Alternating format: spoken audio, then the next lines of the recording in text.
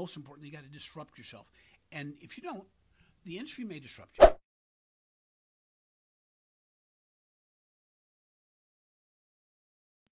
Jim, so good to see you again. Good to see you again. We caught up a few months back at the launch of the Fintech Power 50. Yep. Now we're here in London. You were on stage with Brett King and JP Nichols at Rise London. So thank you very much for your time, first of all. That went quite well. Yes, it did. And you were at Finovate as well earlier today. Yeah, anything I can do to get back to London is a good time.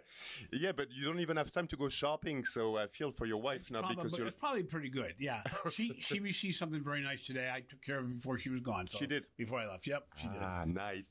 Let's talk about disruption or disrupting yourself, because that's one of your big themes recently. So could you please again touch that at the individual level and at the organizational level? Yeah, I think what I'm trying to get across is that all that we talk about, everything that the banking industry is talking about, customer experience, using data for and analytics to build a better personalization, improving the payment function, all this, it takes more than anything else, more than technology, more than understanding the nuts and bolts of everything. It takes you changing yourself and to work in a culture that allows this to take place, because otherwise we'll still always be talking about it. The reason why the banking industry has moved so slowly in the past was because it was a comfortable business. You know, if you're being really successful at something, it is hard in any industry to say, I'm going to grab for the next thing, because you go, I don't want to let go of the thing I got. I'm doing well, thank you. But the problem is, where things used to be a complete career doing the exact same thing, no longer is the case. In fact, your career is going to be disrupted in some way, shape, or form. Whatever you're doing now, it doesn't matter what you're doing, you're going to have to change what you're doing significantly, probably in the next 2 to 5 years. If you get away without having to do that, you're going to be lucky. But if you're doing an accounting function, if you're doing a marketing function, if you're doing a lending function in a bank, you got to sit there and see the handwriting on the wall going, I may be the number one person in the company at what I do, but that's going to be defined differently in the near future. So really you need to embrace change. You need to take the modified risks, and most importantly, you got to disrupt yourself. And if you don't, the industry may disrupt you. And that, again, that goes beyond just being a professional at whatever you're doing. It's also on a personal level, and the corporation you work for has got to disrupt themselves, because if that culture is not in place, we're already seeing in the States where of the top 10 banks, 4 of them right now have a digital-only unit. Well, what they found was they couldn't disrupt themselves within the current structure because people held on to the past. They say, geez, I don't want to lose my job, as opposed to saying, I'm going to see what this job's going to be. And I may drag my feet a little bit so I can do that job. So do you think that's resistance, again, at the individual level, at the organizational level, in banks, like, for instance, what you just mentioned? All three. It's going to be, because, for instance, if you change on an individual level, but your bank hasn't changed, you're going to be a dissatisfied employee or executive. So you're going to find a place that does satisfy you. If you change yourself on a business level, you need the support of your family. You need to change yourself on a personal level, because you're going to be doing something differently, and there's going to be risk brought in the equation. You know, people say, what doesn't kill you makes you stronger, but that's easy said than done. To uproot yourself and say, oh, by the way, honey, I'm going to take on a brand new role. I may not make as much money. I may not have security, but this is the only answer I have for the future. My wife went from traditional store retail to digital retail. When she jumped that, she didn't know about digital. She just knew about retail. Well, she gained that understanding very quickly, but she had to take that risk because she was very comfortable and doing very well where she was. That job does not exist anymore in her company. In fact, the company itself doesn't exist in a couple of places. So it's important to think of it as every element of your life. You need to think about it. So, and how long ago was that then for your wife? We're talking a long time ago. My wife actually started a very significant retail company that people are familiar with. She started the company. She then, because of having a child and other things, she said, okay, I want to look at things a little differently. She took her frame of reference, the category she was in, and went to another place and found out how to do that digitally. Then she changed. Now, when she picked up the knowledge of digital, she went to a completely different industry. She went from personal care products to pet supplies, then to a jewelry TV company, then to an engraving type retailer. Now she had party supplies. So very different industries, but the knowledge she's gained about how retail works in digital world was that different. Myself, I went from being a traditional banker to being a marketing executive at a direct marketing firm to then becoming a digital publisher. My son was a baseball player, now is a lacrosse player. And the reason for that is he said baseball in the States is a boring sport. I want to do something that's more exciting, which is more like lacrosse is more like a combination of soccer and hockey put together. Yeah. Okay, that's impressive. But the whole family, it seems like, has got that in your DNA. Yeah, it's like, exactly. So I can't imagine every family be able to do that. But you're right. You need to push yourself. You need to have access as well to the tools to help you develop, learn. Yeah, you have to want to learn continuously. And fear is what holds you back. So when people look at me and go, what in the world made you do this? I said, I didn't know it was going to come out this well, but fear would have held me back. I maybe just didn't think that the risk was going to be so great that I'd lose my life. And we've made our family's made decisions on a real estate basis that 3 of them in a row just were disasters. We bought at the wrong time, whatever it was. But at the end, we survived. And if you have the mentality that says, I still have my friends, I still have my family, I still have the other things, then you put things in priority order. Not everybody's wired that way. But the reality now is you're not going to have that choice. And so Brexit and Trump administration, the people that have voted for that, in many ways, if you look at the root of it, could have been people that were disrupted without having a choice, either agriculture or maybe car industry or something else. And they got really upset. They got mad at the world. Well, sometimes you got to say, I got to take responsibility for myself. And that's not saying anything bad about the people that have been disrupted, but it's a choice you have to make to say, do I want to wait or do I want to take control myself? Of course, I know, yeah. There's so many topics we could talk about because you're a very well known, trusted, and entertaining and knowledgeable public speaker now on the international stage. So that's very impressive and good to have you here. We could talk about personalization. What I'd like to talk just quickly is about Finovate, because you were there earlier today. So you did, I believe, like a radio live or recorded radio show, Breaking Banks. I could do the music of Breaking Bad there, but I won't.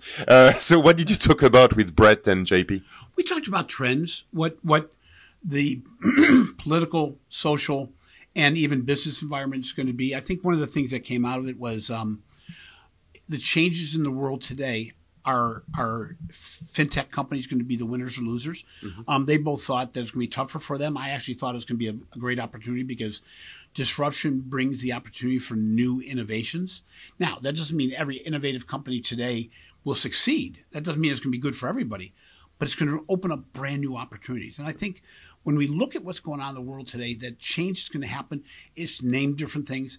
I think one other thing we came out with was that we've got to be careful about defining things in the way we currently define them. So when we talk about a fintech being a bank, okay, what is a bank? It solves your financial needs, but does that have to mean a checking account, a lending account, a credit card? Or is that structured somewhat differently as one account that's not even an account? The fact that we talked about tonight, the fact that a retailer can reprice based on where you are compared to the store. So you can buy something on a mobile app and then walk into the store and have the price change on you to a higher price because they realize you won't leave the store. Now, you can negotiate and everything like that, but the reality is, in that kind of world where information is being collected on every day, it can work for you or against you. And actually, when we talked about PSD2 in fintech, we said, you know, what's interesting is that those firms that serve the customer best have the least to worry about with PSD2 because customers are never going to worry about, are you giving me value in return for my identity? The firms that are going to have to worry are those that continue to do business as usual and say, I'm going to figure out what fee I can charge. I can figure out how I can make money on you. And you mentioned the Amazon, of course, story, Amazon Prime. I'm a huge Amazon Prime fan as well, I have to say. But you say the sharing economy, it's all about demonstrating value. So using your data and in exchange, providing you a better customer experience, value. Do you think that banks today, or many banks today, have managed to do that, to convince people? Not really. And that's why they're challenged. They continue to give things away for free. I don't know of a bank out there, a traditional bank, that could charge for the ability to do business with them like Amazon Prime does. And what we're saying is you'll pay $125 a year, whatever the amount is in pounds, simply to have the right to buy things on a site. You're going like, well, now you don't have to join Amazon Prime, but you want to because they treat you better. They give you better deals sometimes, but more importantly, they know you. And you're going, I don't even care if I get a better deal. I like the fact that I have an account with them. And so, unfortunately, banks right now, even when they talk about fintech, when they talk about digitalization, they're thinking about it as a way to cut costs. Mm-hmm. They're thinking about a way to do better sales, to get better cross-sell. If you visit Wells Fargo, who probably got as much trouble as anybody for selling in the past 5 years, you look at them today and the account that's open with them today, mm-hmm. the first communication they have with you is a question, not an answer. It's not, oh, I'm going to give them the next most likely product, some kind of model they built. No, it's going to be, I want to find out even more about you. I want to find out how you live your life, what your financial goals are, and we're going to give you options. Mm-hmm. And that's where fintech becomes important, because with fintech, I can make a partnership as a traditional financial institution, and instead of give you only the options for loans that I have in my bank, I can give you 20, 30 different options based specifically on, are you a doctor? Are you in a private practice? Are you a factory worker? Do you work part-time? And I can customize what you need for you. And maybe it's simply as easy as, I'm going to give you access to a bridge line of credit for every paycheck, because we see that you fall short. And instead of falling short and getting a payday loan, mm-hmm. I'm going to give you a loan that's always accessible. And I know you're going to pay it back. I'm not worried about you. I'm going to judge your credit based on your utility bill payments, maybe. But what I'm going to do is I'm going to answer your need, not sell you a product. And that is the way every industry, not just banking, but every industry, that's what Google did. Google learns from the way you search. And so if you and I search the exact same term on Google, we're going to get a different first page based on what kind of things we've asked for in the past. And it becomes completely subconscious. But where else do you get search? It's Google. Nowhere. Why? Nowhere else. Because they do a great job with me. Mm-hmm. They do a great job with you, but it's not the same thing. And so how you can make personal banking relationship based on every piece of information you gain, and how does the customer want to give you more and more so you can do better and better? I want you to be fully informed. I want Amazon to be listening to me, because I trust them to use my information for my benefit. Well, if you've got like one of their Amazon speakers, they're probably listening to you already. I have an Alexa. I have an Apple Home. They're all listening. Pod. They're all listening to you. Careful, Jim. And I also have a Google one. So I have 3 voice devices. I sometimes worry that when I make a phone call or I talk about something online on breaking banks or something, I say something about Alexa and she goes, "Yes, can I help you?" Yes, I go, exactly. Wait, I was just talking about you, not to you. Yeah. That wouldn't be seen on unheard of, but yeah, exactly. Well, thank you. I've got 5 words now, very quickly to ask you, to tell you, and please tell me what you think. It could be a very short answer or a bit longer. Fintech 2020. Fintech 2020 will be a growth of Fintech 2019.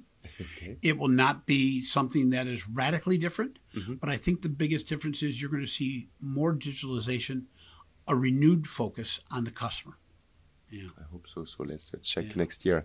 Bank branches. Bank branches. Convenience is being redefined as we speak. Mm-hmm. No longer does the consumer consider convenience to be how close the branch is. It's how easy the app is to work. Banks are going to find ways to avoid government regulation against them closing branches that are right now very underutilized. But you will not see the disappearance of branches, because many people still want the security of knowing I can go someplace if I have a problem. Yeah, fair enough. Collaboration. Name of the game. The banks will not be able to do what they want to do on their own. Fintechs will not be able to grow on their own. Departments within organizations are not going to be able to work in vacuums anymore, because you're actually creating more silos than you had before. Mm-hmm. Collaboration is going to be the key to success. Facebook. It has redefined themselves. They're not just a social platform. They're an advertising platform, a very effective advertising platform.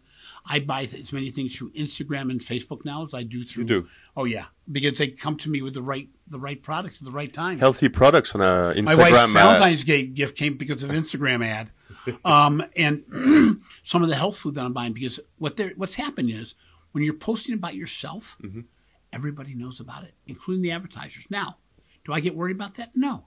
Because I'm getting better deals and better observance of what's available out there. And it makes me then do a Google search to say, is it really as healthy or as good as it says it is for me? And Facebook, because you share so many inner secrets, they use those inner secrets for your benefit and obviously for the retailers as well.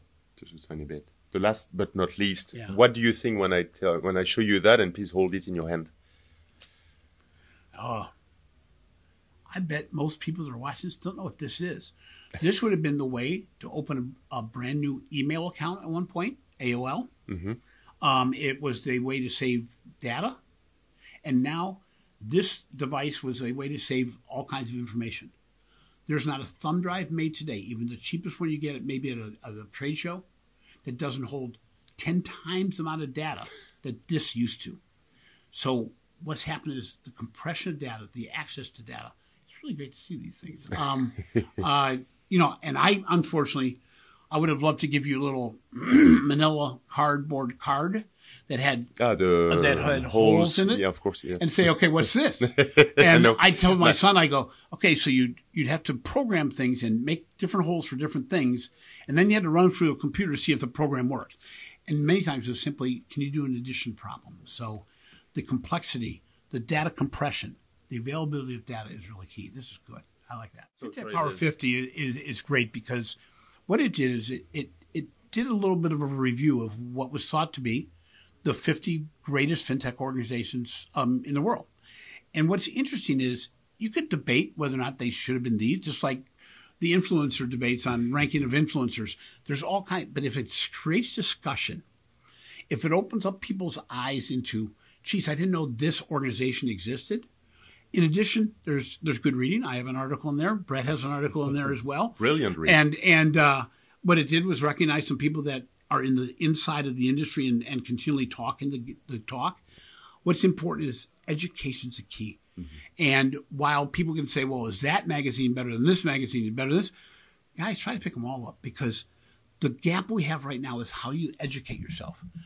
What's nice is it's tangible. I like the fact that it's a tangible product. I love the smell of ink on paper. I'm a direct mail guy in trade. And but most importantly, it opens the doors and opens eyes to the potential. And I think that's what we need more of. Thank you very much, Jim. Thank you. Congratulations on your new role at Fintech Power 50. Oh, thank you. I'm very excited. Yeah.